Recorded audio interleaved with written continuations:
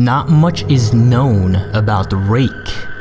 This particular entity is rarely encountered. There is very little documentation available for describing it. This video is a compilation of what I was capable of gathering. There are a few well-known accounts regarding the rake. Unfortunately, we do not get to hear much other than these accounts and the little information they can offer us. But it is definitely a starting point for learning about the rake. We need to start somewhere, so here it is. Most of the following research was done in collaboration by a group of individuals with vested interests. These interests are largely based on the fact that they themselves were survivors of direct encounters with the rake. Now here's a compilation of various experiences these survivors found. The first is from a mariner's log, and it is dated 1691. It says, "He came to me in my sleep. From the foot of my bed I felt a sensation. He took everything. We must return to England. We shall not return here again at the request of the rake." Now this implies some sort of communication between the rake and the mariner, and that the rake somehow convinced or maybe even forced the mariner out of wherever he was and to return to England. The next is a journal entry, and it's actually translated from Spanish. It's dated 1880. It says, "I have experienced the greatest terror. I have experienced the greatest terror. I have experienced the greatest terror. I see his eyes when I close mine. They are hollow, black. They saw me and pierced me. His wet hand. I will not sleep. His voice," and then the rest of the text was unintelligible. Now, another account they found was actually from a suicide note, which was dated 1964. This note said, "As I prepare to take my life, I feel it necessary to assuage any guilt or pain I have introduced through this act. It is not the fault of anyone other than him, for once I awoke and felt his presence, and once I awoke and saw his form, and once again I awoke and heard his voice and looked into his eyes. I cannot sleep without fear of what I might next awake to experience. I cannot ever wake. Goodbye." Now, this note was found in a wooden box. Found in the same wooden box were 2 empty envelopes addressed to William and Rose. There was also one loose personal letter with no envelope. This letter said, "Dearest Linny, I have prayed for you. He spoke your name." Finally, here's the main account from one of the actual survivors, one of the actual researchers who compiled the various experiences. This account is from a direct witness. It is from 2006. 3 years ago, I had just returned from a trip from Niagara Falls with my family for the 4th of July. We were all very exhausted after a long day of driving, so my husband and I put the kids right to bed and called it a night. At about 4 a.m., I woke up thinking my husband had gotten up to use the restroom. I used the moment to steal back the sheets, only to wake him in the process. I apologized and told him I thought he got out of bed.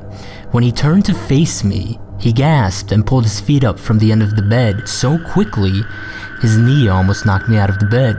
He then grabbed me and said nothing. After adjusting to the dark for a half second, I was able to see what caused the strange reaction. At the foot of the bed, sitting and facing away from us, there was what appeared to be a naked man, or a large hairless dog of some sort. Its body position was disturbing and unnatural, as if it had been hit by a car or something. For some reason, I was not instantly frightened by it, but more concerned as to its condition. At this point, I was somewhat under the assumption that we were supposed to help him. My husband was peering over his arm and knee, tucked into the fetal position, occasionally glancing at me before returning to the creature. In a flurry of motion, the creature scrambled around the side of the bed and then crawled quickly in a flailing sort of motion right along the bed until it was less than a foot from my husband's face. The creature was completely silent for about 30 seconds, or probably closer to 5. It just seemed like a while. And it was just looking at my husband. The creature then placed its hand on his knee and ran into the hallway, leading to the kids' rooms. I screamed and ran for the light switch, planning to stop him before he hurt my children. When I got to the hallway, the light from the bedroom was enough to see it crouching and hunched over, about 20 feet away. He turned around and looked directly at me, covered in blood. I flipped the switch on the wall and saw my daughter Clara. The creature ran down the stairs while my husband and I rushed to help our daughter. She was very badly injured and spoke only once more in her short life. She said, "He is the Rake." My husband drove his car into a lake that night while rushing our daughters to the hospital. They did not survive. Being a small town, news got around pretty quickly. The police were helpful at first, and the local newspaper took a lot of interest as well. However, the story was never published, and the local television news never followed up either. For several months, my son Justin and I stayed in a hotel near my parents' house. After we decided to return home, I began looking for answers myself. I eventually located a man in the next town over who had a similar story.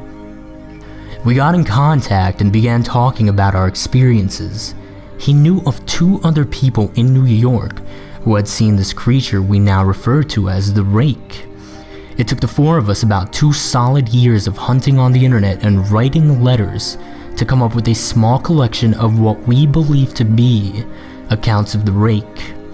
None of them gave any details, history, or follow-up. One journal had an entry involving the creature in its first 3 pages, and never mentioned it again. A ship's log explained nothing of the encounter, saying only that they were told to leave by the Rake. That was the last entry in the log. There were, however, many instances where the creature's visit was one of a series of visits with the same person. Multiple people also mentioned being spoken to, my daughter included. This led us to wonder if the Rake had visited any of us before our last encounter. I set up a digital recorder near my bed and left it running all night, every night, for 2 weeks. I would tediously scan through the sounds of me rolling around in my bed each day when I woke up. By the end of the 2nd week, I was quite used to the occasional sound of sleeping while blurring through the recording at 8 times the normal speed. Even so, this still took almost an hour every day. On the first day of the 3rd week, I thought I heard something different. What I found was a shrill voice. It was the Rake. I can't listen to it long enough to even begin to transcribe it. I haven't let anyone listen to it yet. All I know is that I've heard it before, and I now believe that it spoke when it was sitting in front of my husband. I don't remember hearing anything at the time, but for some reason, the voice on the recorder immediately brings me back to that moment. The thoughts that must have gone through my daughter's head make me very upset.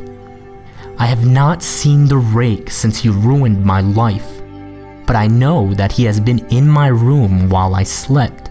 I know and fear that one night I'll wake up to see him staring at me.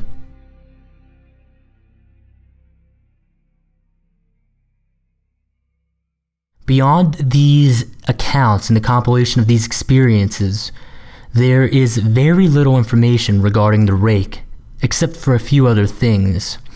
The first is a strange will that was left by a woman named Miss Elizabeth Bellow.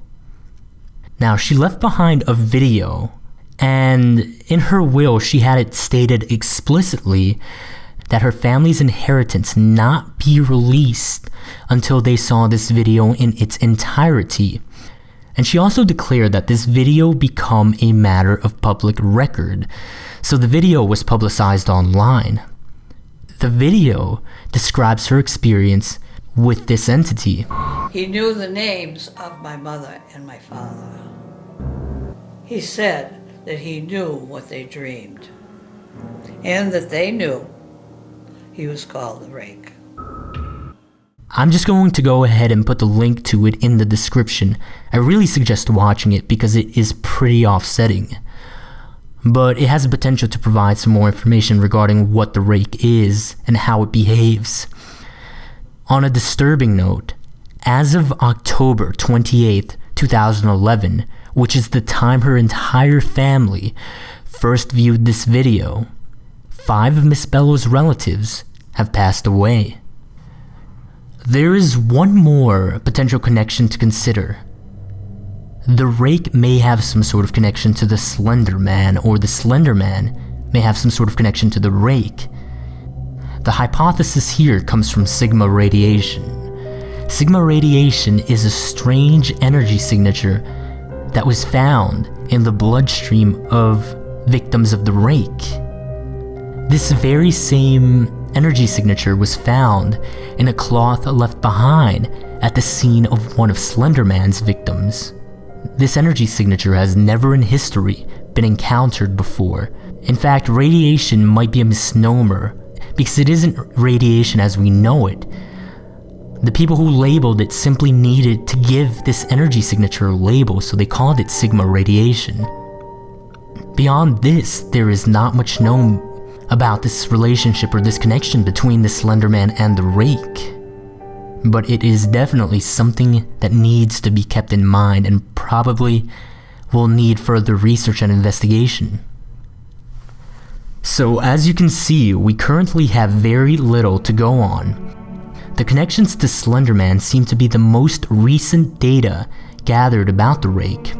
Perhaps further investigation into this relationship will yield useful information.